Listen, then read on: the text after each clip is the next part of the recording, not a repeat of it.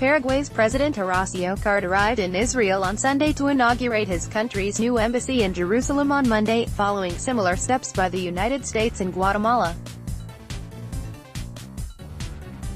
Follow ENF News on Facebook and Twitter. Public Security Minister Gilad Erdan welcomed Cartes at Ben Gurion Airport, telling him, "I thank you on behalf of the State of Israel for your decision to move the Paraguay embassy to Jerusalem.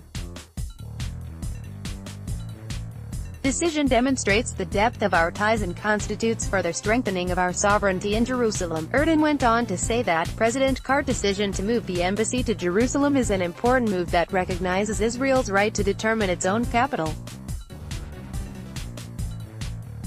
He joins the U.S. and Guatemala, and I have no doubt other countries will follow suit. Minister Erdan, right, with Paraguay's President Horacio Cartes. Photo, Shlomi Amsalem. The recognition of Jerusalem represents a change in the world diplomatic map. More and more countries support our positions and wish to bolster ties with us, he continued. In recent years, Paraguay has proven with a series of courageous decisions that it is a true friend. I praise the president for his support of Israel and his leadership. Paraguay is the third country to move its embassy to Jerusalem, following the United States and Guatemala. Last week, Guatemalan President Jimmy Morales was in Israel to inaugurate his own country's embassy in the capital, 2 days after the American embassy opened in Jerusalem. The decision to move the embassy to Jerusalem has been controversial in Paraguay.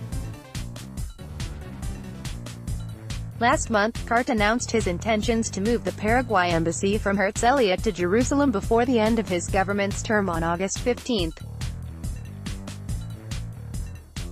Paraguay's President Horacio Cartes arrives in Israel. Photo, Shlomi Amsalem. The Paraguayan president surprised attendees with the announcement at an event celebrating Israel's 70th Independence Day in Asunción. Among the invitees were Israel's ambassador to Paraguay Zeev Harel, Cartes' successor Mario Abdo Benitez, the vice president-elect Hugo Velasquez, the country's foreign minister, and other dignitaries. Benitez has said he wasn't consulted about the embassy move.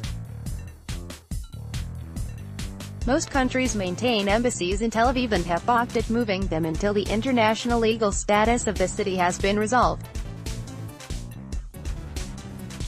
Prime Minister Benjamin Netanyahu said in April that at least half a dozen countries were now seriously discussing following the U.S. lead, but he did not identify them.